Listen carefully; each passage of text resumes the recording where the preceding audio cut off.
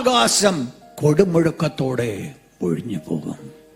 നിങ്ങൾ ശ്രദ്ധിച്ചോണേ, ആ വേർഡുകളൊക്കെ നിർത്തി എന്ന് ചിന്തിച്ചോണം. എന്തായിരിക്കും? അതിഭയാനകമായിരിക്കുന്ന ശബ്ദമായിരിക്കും അന്ന് വെളിപ്പെടുവാൻ പോകുന്നത്.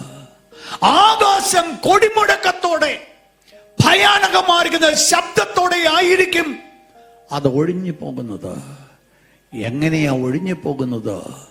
Book of Revelation chapter 6 verse number 14. കാലത്ത് നടക്കുവാൻ പോകുന്ന ഒരു വിഷയത്തെക്കുറിച്ച് അവിടെ പഠിപ്പിക്കുന്നേ.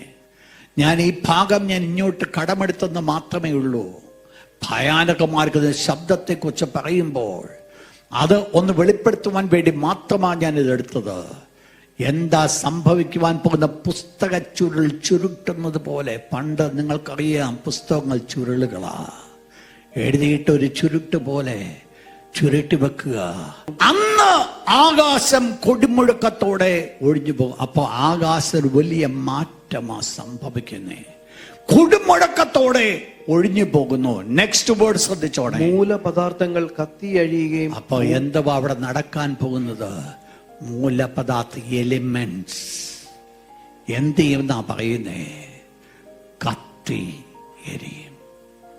ഇവിടെയാണ് തീ ഒരു ജോലി ചെയ്യുവാൻ പോകുന്നത്. മൂലപദാർത്ഥങ്ങൾ കത്തിയെരിയും.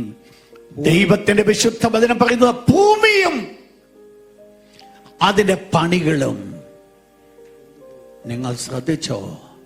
എവിടം വരെ ദൈവം ഭൂമിയെ ശുദ്ധീകരിക്കും? തീ എന്തിനാ ഉപയോഗിക്കുന്നറിയാമോ? ശുദ്ധീകരണം.